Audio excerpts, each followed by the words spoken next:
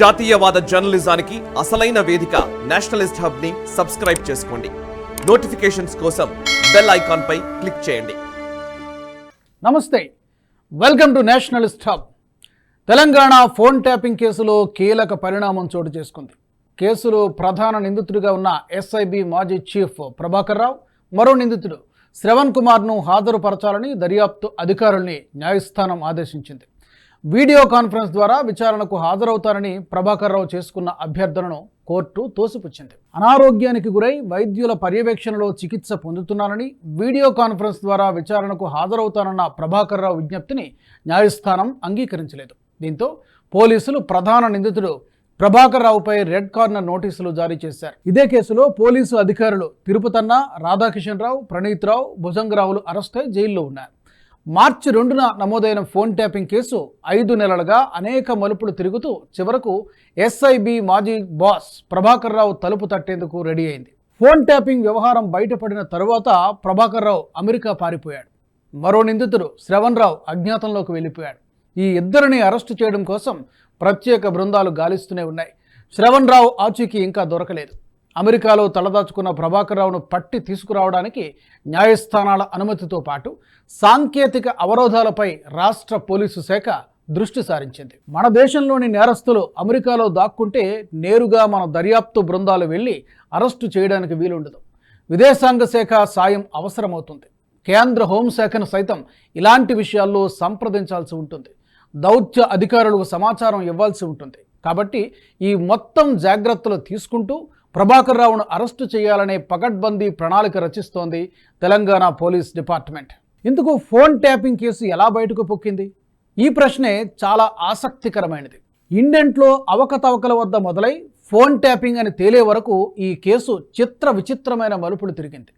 Phone tapping case ఎలా విడతల వారీగా బయటపడుతూ చివరకు అసలు రహస్యం వెల్లడైందో తెలియజేయడానికి స్టేజ్ బై స్టేజ్ వివరించే ప్రయత్నం చేస్తాను.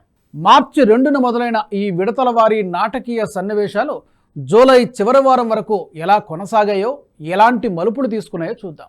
స్టేజ్ 1లో గత ఏడాది డిసెంబర్ 3వ తేదీ ఎన్నికల ఫలితాలు వచ్చాయి. మరుసటి రోజే అంటే 4వ తేదీన ఎస్ఐబి కార్యాలయంలోని ల్యాప్టాప్లు, హార్డ్ డిస్కులను కొంతమంది వచ్చి పై అధికారుల ఆదేశాలను చెప్పి తొలగించి తీసుకెళ్లిపోయారు.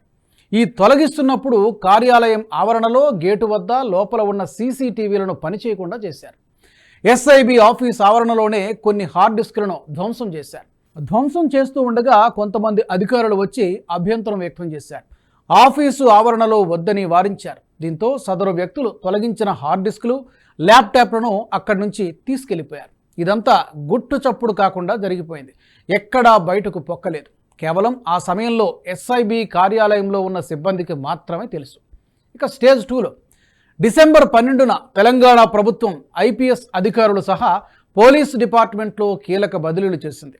హైదరాబాద్ కమిషనరేట్ పరిధిలో కూడా కమిషనర్లను మార్చింది. ఈ బదిలీలో భాగంగా ఎస్ఐబిలో కూడా బదిలీలు జరిగాయి. మొత్తం నిఘా విభాగాల పర్యవేక్షణ బాధ్యతను ఐపీఎస్ అధికారి బి శివధర్ రెడ్డికి అప్పగించారు. నిఘా రంగంలో సమర్థవంతంగా పనిచేసిన అధికారిగా పేరున్న శివధర్ రెడ్డి బాధ్యతలు తీసుకున్న తర్వాత ఎస్ఐబికి సైతం యథావిధిగా కొత్త డిఎస్పీని నియమించారు. ఇక స్టేజ్ 3 బదిలీ అయిన కొత్త డిఎస్పీ బాధ్యతలు తీసుకోవడానికి ఎస్ఐబి కార్యాలయానికి వెళ్ళారు. ఇన్వెంటరీ రిజిస్టర్ను తనిఖీ చేస్తున్నప్పుడు వాస్తవానికి ఆఫీసులో ఉన్న కంప్యూటర్లు, ల్యాప్టాప్ల సంఖ్యకు, హార్డ్ డిస్క్ల సంఖ్యకు, ఇన్వెంటరీలో నమోదు చేసిన సంఖ్యకు భారీ వ్యత్యాసం కనిపించింది. సుమారు 17 కంప్యూటర్లు, 42 హార్డ్ డిస్కులు, డజనుకు పైగా ల్యాప్టాప్లు ఆఫీసులో లేవు. దీంతో సంబంధిత అధికారి ఇదే సమాచారాన్ని పై అధికారులకు చేరవేశారు. ఇన్వెంటరీ మిస్సింగ్ వివరాలు తెలిపారు. ఇక స్టేజ్ 4 ఏం జరిగింది, ఎప్పుడు జరిగింది, ఎలా జరిగింది, ఎవరు చేశారు అనే వివరాలు తెలుసుకోవడానికి పై అధికారులు అంతర్గత విచారణ మొదలుపెట్టారు. అధికారిక సమాచారం మాత్రమే కాదు, పైగా నిఘా సంస్థకు సంబంధించిన కీలక సమాచారం మాయమైందనే విషయం బయటకు పొక్కకూడదనే ఉద్దేశంతో తొలి దశలో అంతర్గత విచారణ మొదలుపెట్టారు. అంతేకాదు, మాయమైన సమాచారంలో ఉగ్రవాద, తీవ్రవాద సంస్థలకు సంబంధించిన సమాచారం కూడా ఉండడంతో గోప్యత పాటించాలని భావించారు. ఈ విచారణలో మరిన్ని విషయాలు వెలుగులోకి వచ్చాయి. కొన్ని పరస్పర విరుద్ధ అంశాలు కూడా ఇందులో ఉన్నాయి. విచారణా క్రమంలో కొందరు ఏమన్నారంటే నవంబర్ 9న కొంతమంది అధికారులు వచ్చి కొన్ని హార్డ్ డిస్కులు తీసుకెళ్లినట్టు చెప్పారు. ఇక స్టేజ్ 5 విషయం ఎక్కడికి తేలలేదు. దీంతో మరో దఫా విచారణ ప్రారంభించారు. మరికొంతమంది ఉద్యోగులు ఇందుకు భిన్నంగా డిసెంబర్ 4న వచ్చిన అధికారులే కొన్ని వస్తువులను తీసుకెళ్లినట్టు వెల్లడించారు. అధికారులకు ఇక్కడే సమస్య వచ్చిపడింది. ఖచ్చితమైన సమాచారం రాకపోవడానికి కారణం ఏమై ఉంటుందో కనుక్కునే ప్రయత్నం చేశారు. ఎస్ఐబిలో పనిచేసే కొత్త బదిలీలో భాగంగా ఇతర విభాగాలకు వెళ్లిన అధికారుల్ని ప్రశ్నించినా సరైన సమాధానాలు లభించలేదు. ఈ తతంగమంతా 2.5 మాసాల పాటు నడిచింది. అంతర్గత విచారణతో పాటు ఏ సమాచారం పోయిందో అందుకు సంబంధించిన వివరాలు కనుక్కునే ప్రయత్నం చేశారు. అంతేకాదు, రిట్రైవ్ చేయడానికి ఉన్న అవకాశాలను పరిశీలించారు, నిపుణుల్ని సంప్రదించారు. ఇదంతా జరగడానికి 2.5 నెలల కాలం పట్టింది. ఈలోపు మార్చి 2న ఆ నోట ఈ నోట విషయం బయటకు పొక్కింది. ఇక స్టేజ్ 6 మార్చి 2న పోలీస్ డిపార్ట్మెంట్ అంతర్గత విచారణకు ఆదేశించింది. అంతర్గత విచారణలో భాగంగా ప్రాథమికంగా నిందితులను గుర్తించారు. అయితే వారంతా పోలీసు అధికారులే కావడంతో పాటు పై స్థాయి అధికారులు, ఉన్నత హోదాలో ఉన్నవారు కూడా ఉండడంతో తదుపరి విచారణకు మార్గం సుగమం చేశారు. ప్రభుత్వానికి ఓ నివేదిక సమర్పించారు.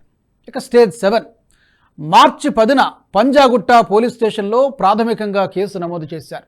కనిపించకుండా పోయిన కంప్యూటర్లు, హార్డ్ డిస్క్లు, సర్వర్ల వివరాలు ఫిర్యాదులో ఉటంకించారు. పంజాగుట్ట పోలీస్ స్టేషన్లో ఫిర్యాదు తర్వాత మాత్రమే మొత్తం విషయం వెలుగు చూడడం మొదలైంది. అయితే అప్పటికి కూడా ఇంత పెద్ద స్థాయిలో కంప్యూటర్ సామగ్రి ఎందుకు మాయం చేయాల్సి వచ్చింది అనే రహస్యం మాత్రం అట్లాగే ఉండిపోయింది. స్టేజ్ 8 మార్చి 13న పంజాగుట్ట పోలీసులు ఎస్ఐబిలో పనిచేసి మరో చోటకి బదిలీ అయిన ప్రణీత్ రావును అరెస్ట్ చేశారు. సుమారు 2.5 నెలల ప్రయాస తర్వాత రాతపూర్వక ఫిర్యాదు నమోదైంది. ఈ ఫిర్యాదు తర్వాత అరెస్టుల క్రమం మొదలైంది. ఒక్కొక్కరిని అదుపులోకి తీసుకోవడంతో విస్తుపోయే వాస్తవాలు వెలుగు చూశాయి. ఫోన్ ట్యాపింగ్ను పగడ్బందీగా ప్లాన్ చేసిన అధికారుల పేర్లు బయటకు వచ్చాయి. స్టేజ్ 9 ఫోన్ ట్యాపింగ్ వ్యవహారంలో కీలకంగా వ్యవహరించిన అధికారుల పేర్లను అరెస్ట్ అయిన ప్రణీత్ రావు వెల్లడించాడు. దీంతో మార్చి 23న భుజంగరావు, తిరుపతన్నలను పోలీసులు అదుపులోకి తీసుకున్నారు. దీంతో తెర వెనుక సూత్రధారుల పాత్ర మొత్తం విచారణ అధికారుల చేతికి చిక్కింది. పాత్రధారులు, సూత్రధారుల వివరాలన్నీ తెలిసిపోయాయి. ఇక స్టేజ్ 10 తిరుపతన్న, భుజంగరావుల అరెస్టు తర్వాత విచారణ అధికారులు మార్చి 29న retired task force DCP Radhakishan రావును ప్రశ్నించారు. గతంలో అరెస్టైన 3 అధికారులతో పాటు రాధాకిషన్ రావు కూడా ఎస్ఐబి మాజీ చీఫ్ ప్రభాకర్ రావు పేరు వెల్లడించడంతో పోలీసు అధికారులు ఎఫ్ఐఆర్లో మొత్తం 5 పోలీసు అధికారుల్ని నిందితులుగా చేర్చారు. విచారణ జరుగుతూ ఉండగానే లోక్సభ ఎన్నికల నోటిఫికేషన్ వెలువడడంతో ఏప్రిల్, మే, జూన్ నెలల్లో ఫోన్ ట్యాపింగ్ వ్యవహారాన్ని పోలీసు అధికారులు కొంతకాలం పక్కన పెట్టారు. తిరిగి విచారణ మొదలు కాగానే మరో షాకింగ్ అంశం తెరపైకి వచ్చింది. ఇక స్టేజ్ 11లో చూద్దాం. ట్యాపింగ్ కేసును విచారిస్తున్న అధికారులు మరో షాకింగ్ అంశాన్ని జూలై 4న బహిర్గతం చేశారు. ఒక హైకోర్టు న్యాయమూర్తితో పాటు మొత్తం కుటుంబం ఫోన్లపై ట్యాపింగ్ జరిగిందంటూ బాంబు పేల్చింది విచారణ బృందం. దీంతో రాష్ట్ర హైకోర్టు ఫోన్ ట్యాపింగ్ కేసులో అనివార్యంగా జోక్యం చేసుకోవాల్సిన పరిస్థితి ఏర్పడింది. న్యాయమూర్తి ఫోన్ ట్యాపింగ్కు సంబంధించిన వివరాలను విచారణా క్రమంలో తెలుసుకున్న అధికారులు ఆగమేఘాల మీద ప్రభుత్వానికి నివేదిక పంపించారు. ఇక స్టేజ్ 12 జూలై 10న తెలంగాణ హైకోర్టు తీవ్రంగా స్పందించింది. టెలిఫోన్ ట్యాపింగ్ కేసు విచారణను రిపోర్టింగ్ చేస్తున్నప్పుడు మీడియా సంస్థలేవి న్యాయమూర్తుల పేర్లు, ఫోన్ నెంబర్లను బయటకు వెల్లడించరాదంటూ ఆదేశాలు జారీ చేసింది. ఇది స్థూలంగా phone tapping case time line.